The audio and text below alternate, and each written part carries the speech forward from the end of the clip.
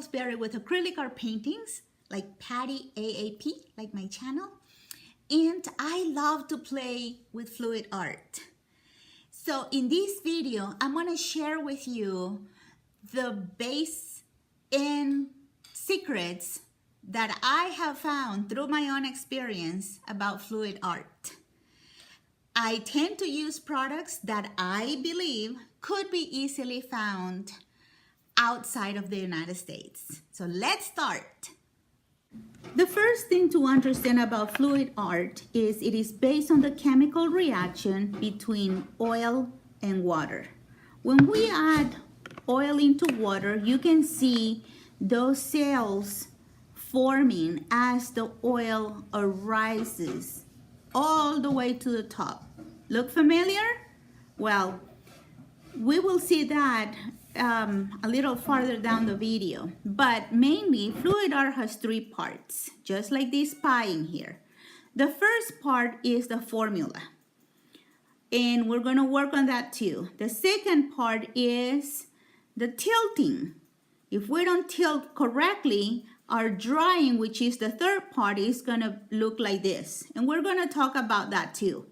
So for the formula, the first thing we need is, of course, our paints. So it really doesn't matter what kind of paints we use. What matters is the viscosity. The viscosity we're looking for is one of warm honey. The second ingredient in the formula is medium. Of course, we have Floetrol and we have all kinds of things, but the problem is sometimes we don't easily find them in the outside the United States. A lot of you love to use glue. I normally would recommend this. I started using the primer for a while, but this one has white in it. So I switched to this one because the previous one will discolor my paints. And I really like this one. This is a multi-use primer from Kills. I bought it at Home Depot. But it can be easily found in any other kind of store for paints, and it's great because it protects the paints and it dries clear, as you can see there. It's transparent and it protects from bugs, and it will protect the canvas as well. So as you can see there, see, it's clear, it's transparent, and I will show you the difference. This one, for example, I use this primer for this painting. And as you can see, some of the color is a little bit lighter than this other one that I use, the clear primer. As you can see right here, I'll show you. You see the vibrant colors? It did not affect my paints at all. So you can see there is a slight difference in there between the purple and the blue one. This one is a little lighter than this. So your paints would not suffer any color loss with the clear primer. We could use water to just to dilute the paint, and that would be our first most common medium.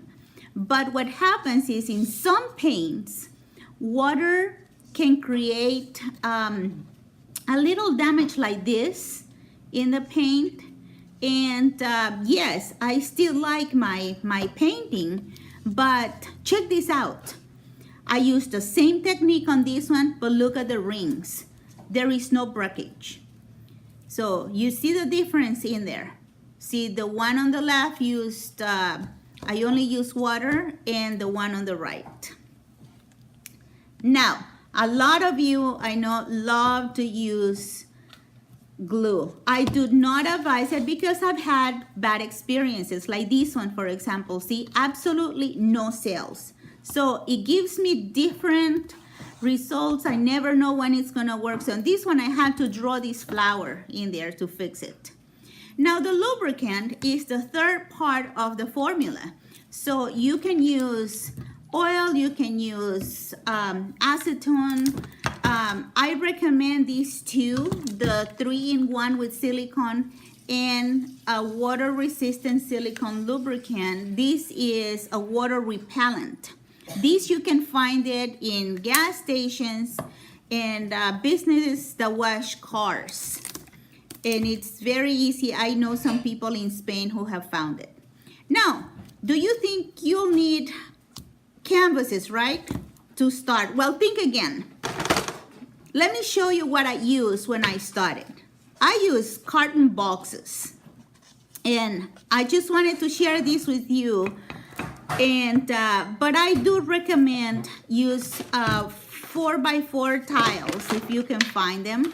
They're very cheap and they're very easy to test your pours while you're learning the technique.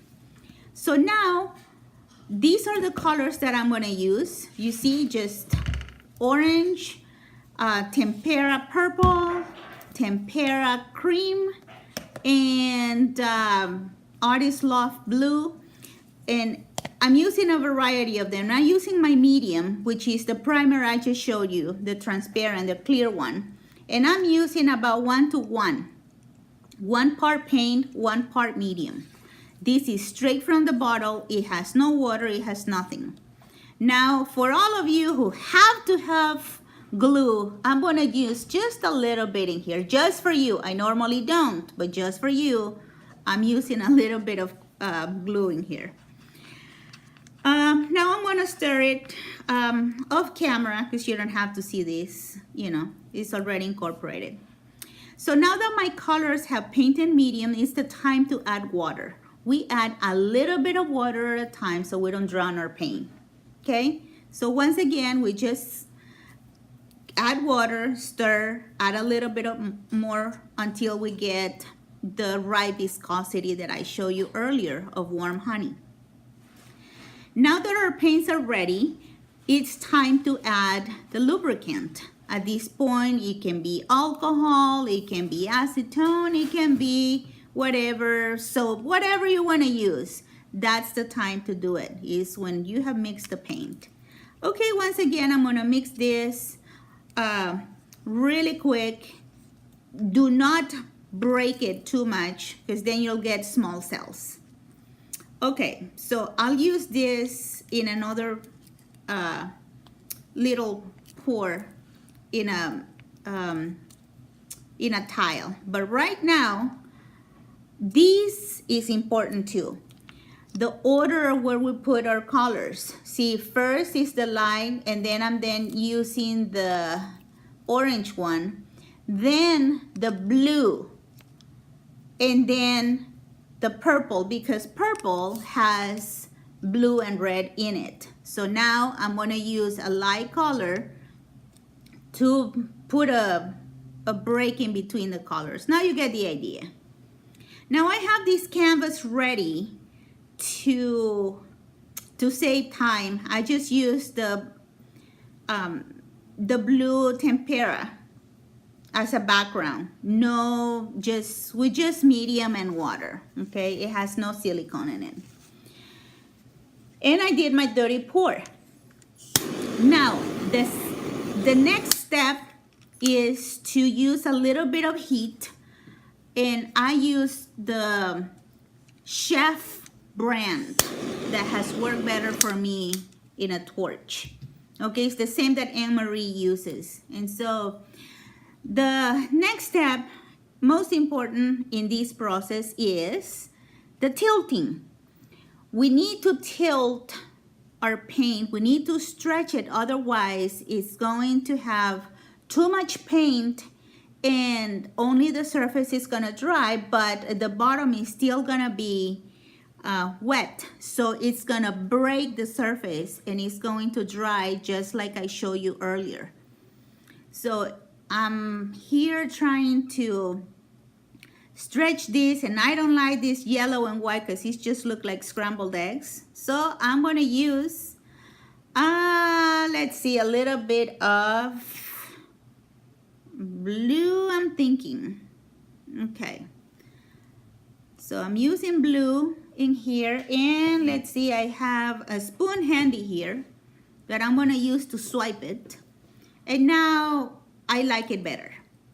So it is important to learn to follow the flow of the pour and work with what the paint gives us.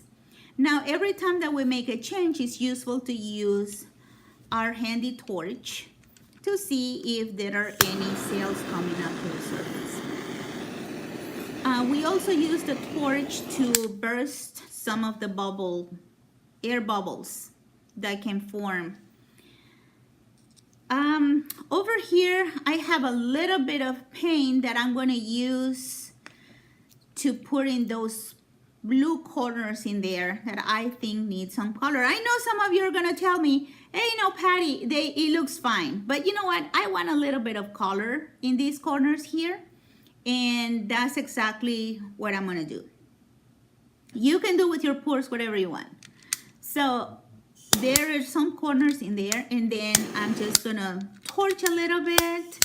No cells coming up. Oh well. I'm gonna keep working on just tilting a little bit and then see if there's any designs that can form in this side. Okay, it's gotta give him a little bit of work. We cannot rush art, people. Cannot. In this corner is my least favorite. So what I'm gonna do is I'm just going to add a little bit more of that blue in there and try to maybe mix it up. Do something. Okay, so it is important that when you pour, don't forget that the canvas needs to be straight. If it's a little saggy, then all your paint is gonna go in the middle and it's gonna be harder to tilt and dry correctly. So what I do is I just pass it through running water. If this video has been useful to you, please subscribe and hit the notification bell for future videos. Now, recapping, for fluid art, we need paint, we need medium, we need water, we need a lubricant, we need a torch. I used a Chef brand. Yes, it can be done with a hair dryer, a heat gun, as long as you're on barbecue your canvas.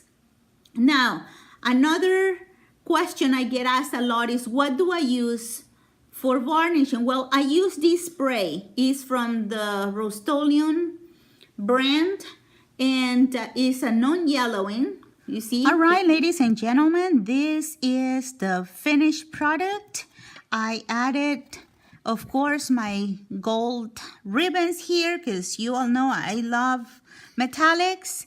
And here are some sails created by the 3-in-1 silicone. It has some effects in here. We have more cells there.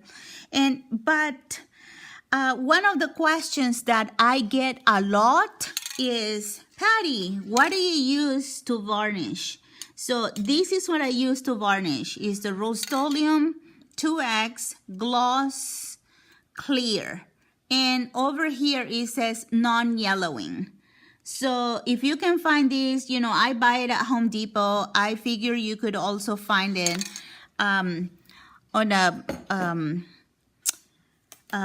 paint store and stuff like that, okay? Now, one thing to keep in mind when it comes to fluid art is anything we use could alter the design and the outcome of your painting, whether it's paint, whether it's medium, whether it's a lubricant, alcohol, anything will affect the end product. So don't be afraid. My whole channel, I have shared with you my findings with different products that I have tried, and to see the outcome.